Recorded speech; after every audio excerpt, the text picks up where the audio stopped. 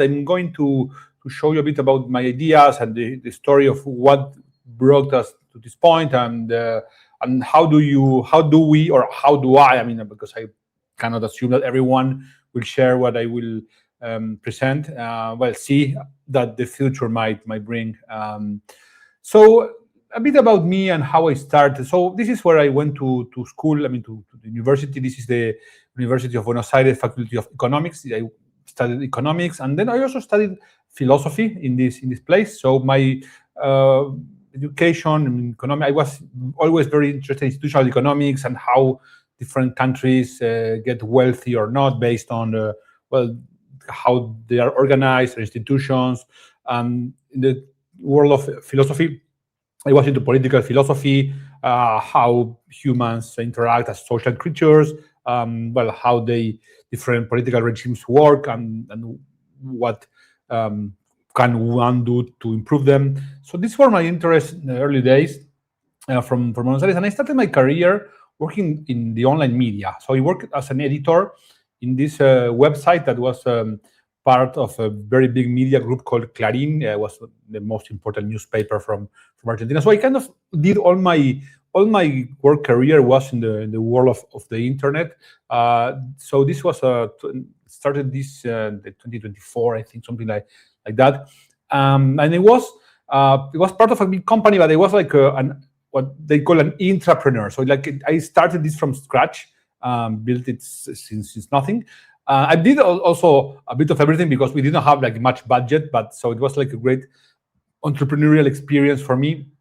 And when I was working there, we had the big economic crisis, the subprime mortgages, the Wall Street collapse, and then at that point, October 2008, we also had, as you know, in October, the publication of the paper of the Bitcoin. So I kind of saw that from a bit of a first-hand perspective. Of course, I didn't know about Bitcoin in 2008, but I was working in this website, and this website was specializing in like management, innovation, startups, and quite soon in this world, we started to have like people started to speak or to think or to share about this new internet money called Bitcoin. And being from Argentina, so this was natural for us because of this country with so much inflation, so much problems about currency, problems with governance. That for me, Argentina was like from very early days the world capital of crypto. And so that is how I got in touch for the first time with this technology. And then after a few years, I got tired of working media, and I wanted to go back to study. And I did my PhD in this place called the Universidad Austral. It's the IAE Business School. It's a part of the very important business school from Latin America. And it was also part of a big university called Universidad Austral, one of the largest universities in Argentina. And I was lucky enough that I got, a grant, a scholarship to do it, because it's an excellent pay. I could not have paid that myself, so I was really, really lucky to get that. So I started there and studied there, and my interests were like mostly, in how people organize together in groups to collaborate, and all processes regarding collective intelligence and how they affect a number of institutions, like through innovation and crowdsourcing and all this. And I was reading a lot of this book, a very good book I recommend, called Wikinomics by Don Tapscott, The Wisdom of the Crowds by James Rowiecki. These are books were influential in the way I saw the world back then. And I was a bit fascinated by this thing called Wikipedia, which was bringing an innovation that was fascinating to 250-year-old business called Encyclopedia business that already had the established actor, their incumbents, and then this process, this very old way of doing an encyclopedia with an editor and writers and all that, was kind of in a way replaced or disrupted by this new way of people to collaborate online. And anonymous people just collaborating online through some mechanism could, at the end of the day, make an encyclopedia that was like better than the existing models, because it was like faster, updated, it was more accurate, and it was people could not believe it. I mean, how can a bunch of anonymous people just do this product? And well, it was about making the right mechanism for the incentives to produce the right outcome through open collaboration of people, right? So this was Wikipedia, which kind of democratized information. And then we had this other implementation of the principle of collective intelligence, but it was Bitcoin. It was like an open currency system built by collective intelligence, where you had anonymous people collaborating in maintaining a registry that could be used as a currency. And people said, okay, this Wikipedia thing will never work. You cannot trust anonymous people to just do the right thing. You cannot trust people in Bitcoin network, to just do the right thing. But if the game theory kind of is well done, it can work. And it has proven to be working since 2008. But those are the things that were, for me, like really interesting.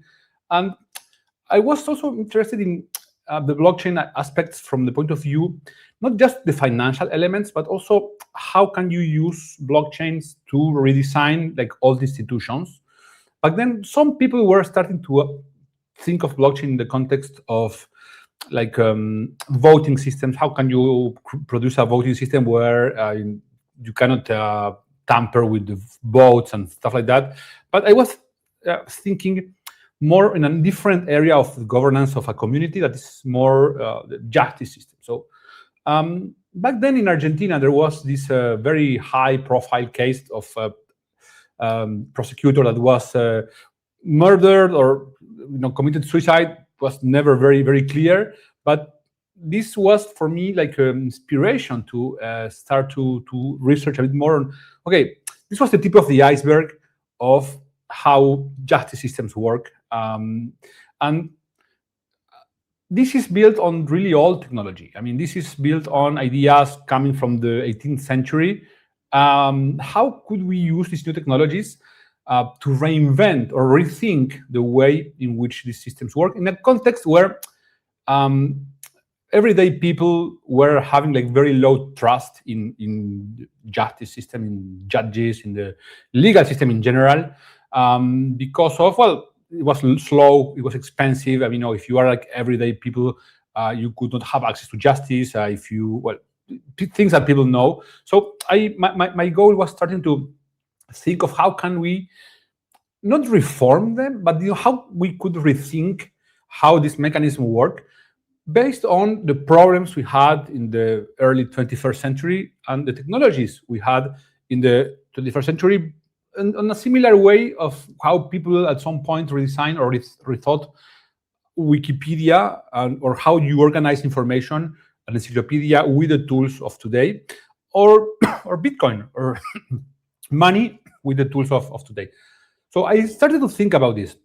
And blockchain was the technology that had this idea of transparency that nobody was really taking, nobody was really thinking about this from the point of view of blockchain, because most people were more focused on financial elements. So I wrote a blog post when I asked myself, how could we could collective intelligence processes, replace judges? It was just a blog post in my blog, and you can see the date there. It's March 2015, and this was just a blog post of how I imagine this would work. And then what I was thinking was, okay, if internet democratized the access to information and the Bitcoin democratized access to payments, we can think of also blockchain to democratize access to justice in this following sense. We had like people from Argentina that could now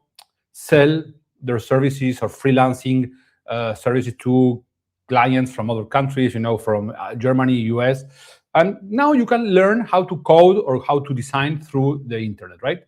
But then if you have a client from Germany and they want to pay you, if they wanted to pay you through the banking system, they will have to, I mean, you will have to pay like a very high tax because of receiving money from another country, with capital controls and all that. Was really expensive. So maybe you sold services for $100 and you got only $40 in your account.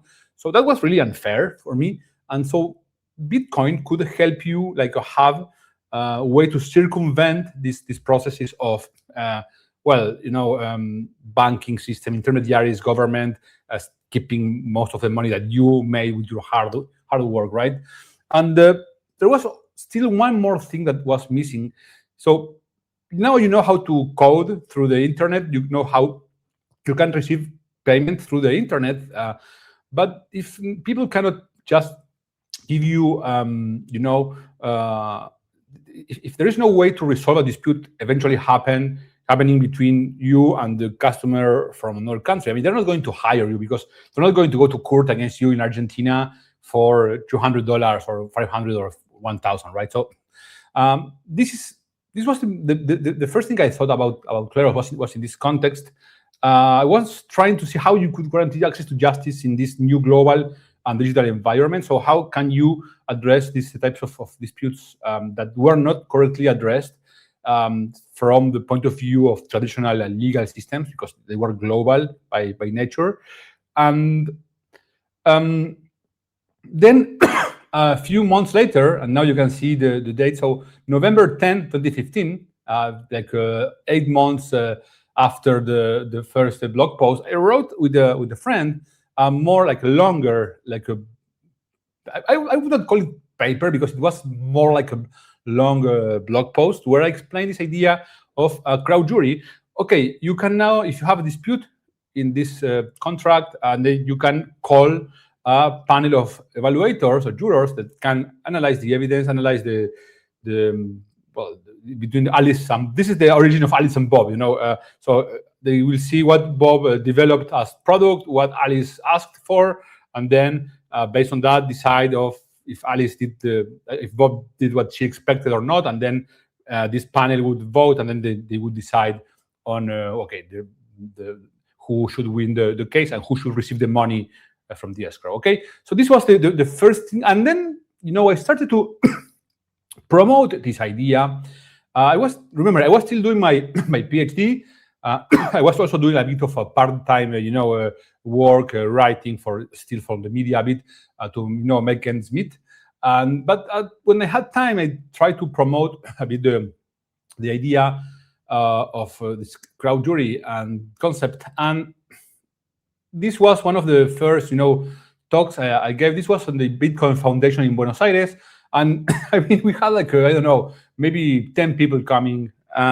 Some of them are really big OGs from the Bitcoin Argentinian community. I mean, so I don't want to mention them, but some of you might recognize them. And then we did another presentation where instead of 10, we had 20 people. And then after that, we did another one, and we had 20 and 50 people. And then after this, we had, we were already making this in stadiums, or theaters. But this was actually not people who came to see us. It was part of a conference. But the idea started to grow, win some traction. And then for some reason, because of the internet age, we started, getting attention from important, actually, magazines from, the world. This is Fast Company, which was a really important magazine from the US, covering innovation, covering startups, and this was they saw this idea as potentially something that the technology could help. Reform or transform all institutions. And I loved, what they wrote in the headline. Coders have grand and possibly grandiose ambitions to settle legal disputes on the internet in a fair and impartial manner. So that's how they saw the idea back then. And I even was invited to give a TED talk, so it was really, really cool as well. And At this point, there was in Buenos Aires a competition, startup competition, where you could apply, and if you won, you could go to a place called Singularity University. It was an innovation university, or not an university, but it's like a innovation think tank center from Mountain View. That's where the Google offices are, and this program was actually funded by Google. And I applied to this, and then I won the pitch competition. That this is my check of my ticket to go to Singularity, and it was a fully paid stay for 3 months in Silicon Valley, surrounded by the program takes place in NASA headquarters called NASA Ames. It's in Mountain View, as I said, and so I spent here like 3 months. This is me at the entrance. This is me experimenting with different technologies. At the left, there is like a little robot I built with my hands. On the right, there is a little rocket I also built and I launched. I have a cool video about that. I might show it if you promise not to make memes with that. Then on the left here, I'm with like a mind controlling technology for controlling this little green robot with my brain waves. On the right, I have the what was back then, VR.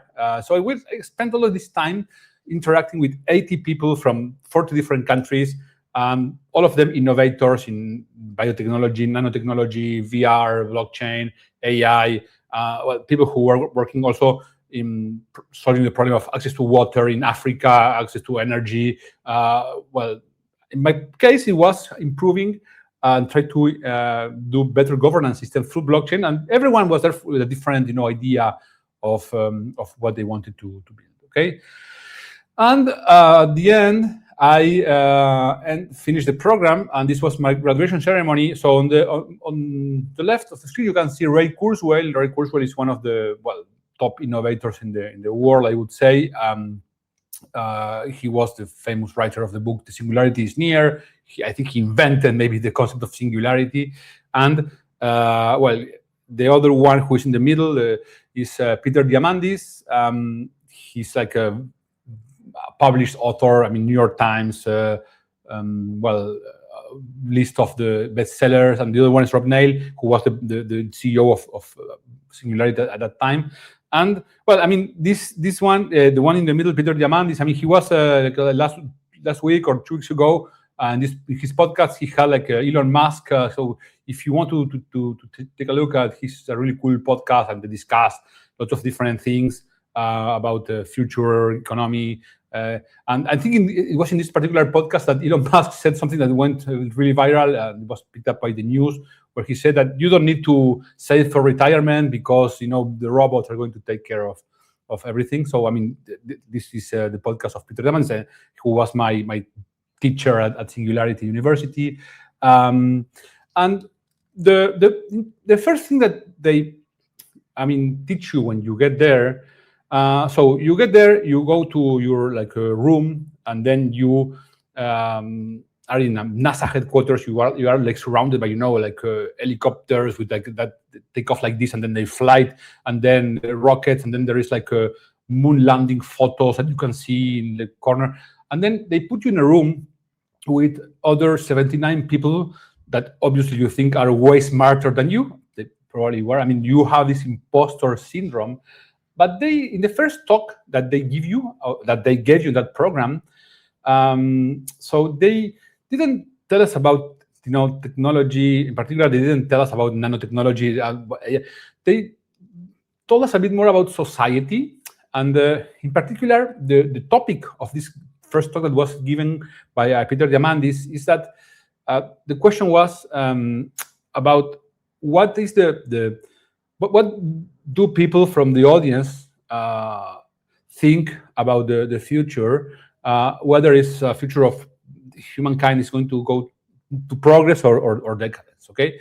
So that was, first talk is like 2 hours when they show you lots of different slides where you see, and they show you that, we have, in many ways, this is the best time to be alive, in the sense that the GDP in the world has skyrocketed since the Industrial Revolution, and particularly the 20th century. I mean, this is the GDP in every possible way. I mean, the world is way wealthier than any time before. Then also, it's not just a small elite that is wealthier. I mean, people living in extreme poverty went down by a lot.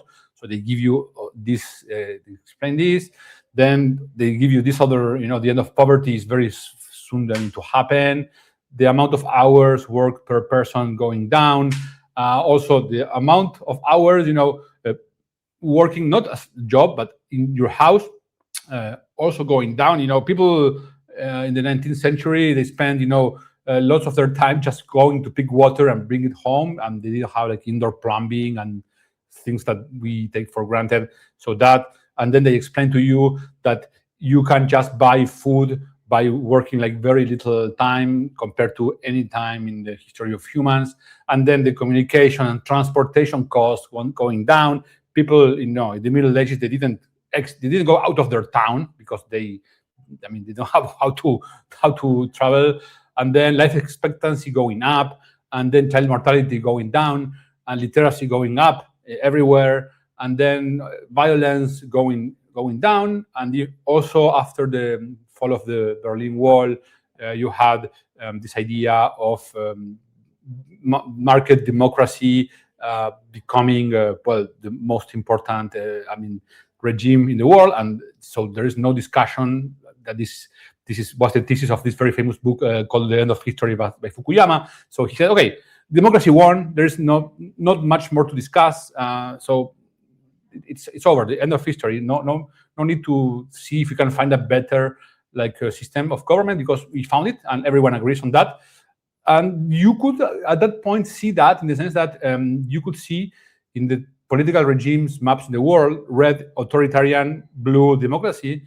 In the 70s, it looked like this, and then back then when I was in Singularity, it looked like this. So it's a lot. I mean, a world that was transitioning to democracy. Look at this. This is amazing. And somehow, this was all summarized in this very good book by Steven Pinker. It explains all of these charts that they gave me in that first talk I had at Singularity. So we're a bit summarized in this very good book by Steven Pinker, Better Engineer of Our Nature. This is the bullish case for the history of humans. And somehow, however, the people who think that the world is getting better is really not that much compared to what we should expect of the hard data that they gave us there. So that was the paradox of our time, and why, if everything seems to be going better, why is this sense of disappointment or sadness in some way, right? So, and then they kind of give you a bit of little introduction to the digital genesis. And the digital age has brought a lot of changes that are coming very fast. If you have the chance of going to the Bay Area at some point and to Palo Alto, you can go to this, I really recommend, of the Computer History Museum. You can see, basically the history of computer science. And then you can see from the very old, Charles Babbage difference engine from the 19th century. He could not build it because he didn't have the parts, but this was a reconstruction. And then you can see the Turing's bomb machine with all of this cracking the Enigma code. Do watch the Enigma code movie if you haven't. And then you see these were machines that were big enough to be, you have to put them in a big room to hold them. And then you had in the 60s, Gordon Moore, founder of Intel, had this idea of the Moore's law, the amount of transistors in microchips increases in a predictable way, it doubles every 2 years. And so you can, and this results in a computer cost going down in a predictable way, and also the storage costs go down. Right? By the end of the World War II, we had Thomas Watson, who was the president of IBM, saying that the world market is going to be only for 5 computers because computers are going to be expensive, maybe governments, maybe universities. But very soon, this idea of the Moore's law start to kick in, and then we start having the development of the personal computing industry. We have, of course, the founding of Apple, and then as you go walking on the computer science, computer history museum, you start to see how computers start to become smaller, and then you see the first Apple machines, or the Lisa, and then you walk in the next room, and now you have portable computers. Just a few years later, and then you see that the same power in the Cray 2 supercomputer, iPad 2 had it, and it costs obviously way less, and the storage is going to, the cost of storage goes down a lot. And so this is predictable, happens all the time. Then we have people started to develop software for computers. And then on a separate track, you also have another thing that is the connectivity that starts to increase as well. I always like to stop a bit here, because not many people know about the history of the internet, and this is something that's worth knowing, because people don't know that it started when, in the middle of the space race, when we had the Russians, Americans trying to go to the moon first, and 1957, Russia launched the Sputnik satellite, the first satellite with a person, a man, around the orbit. And this creates a sense of a very big crisis in America, the sense of we're losing the space race, we're losing against the Soviet Union, and this produces a very big, a reflection in those times. And then one of the things that they think is that we are losing the space race because we are losing our edge in science and education. And in that moment, they create in the Department of Defense a project called Advanced Research Project Agency that is called ARPA, and then renamed to DARPA. And one of the big projects that they do is, what if there is a nuclear attack on the US, and then they destroy all of our communications, and then we're done. So we need to create a network that will be resilient, be decentralized, where even if they destroy part of the US nodes, we will still be able to route the messages through different nodes, and this is going to be I noticed that UCLA is the wrong place here, and we will get that fixed soon. Sorry about that. But the idea is still valid. So there was this decentralized network trying to avoid so this starts by a few universities only. Of course, UCLA should be on California. That seems like New Mexico. And then starts with that. And there is this famous message called implog. It was the first message that was sent on the internet network from, I don't remember the university, but here is a log of the researchers that were writing what the type of communications done in the network. And then here you can see 29th of October, 69, 22:30. So the guys from, I think this UCLA, talked to SRI in Stanford, host to host. It was the first message that was sent through the internet, and the ARPANET grows very quickly and connects all of the US into the same network. And then ARPANET was only done through a closed system where it was only for accessing computers from the government and universities. But this guy you see here, Vint Cerf, developed this protocol called TCP/IP that now you can, if your computer follows this protocol, it can connect to the network easily. And then the next thing is this other person in 1989. This is Tim Berners-Lee, who was working at the CERN in Switzerland, and he writes this paper where he proposes a new method of managing information for their projects, and this is based on an idea called hypertext. And this idea of hypertext is the result, is what gives the rise to the World Wide Web. This is in 1989. Okay, so little summary here. Okay, Vint Cerf invented the internet, did not invent the web. Berners-Lee invented the web, not the internet. So this is for you to know. You might notice, this guy, this Vint Cerf, might ring some bells. about, have you seen this guy in a movie? If you think you have seen this guy in a movie, it's because if you have seen Matrix 2, where Neo has this talk with the architect, well, the architect is kind of based, physically in Vint Cerf. So there you go. So that is how we have the first web page, and then people start. Another trend is the bandwidth cost performance goes down because of technology advancement. Internet users go up, and this is how the internet revolution starts. And we'll stop here, and we will discuss this in the next episode, when we will see the rise and the fall of Silicon Valley. Yeah, thank you very much.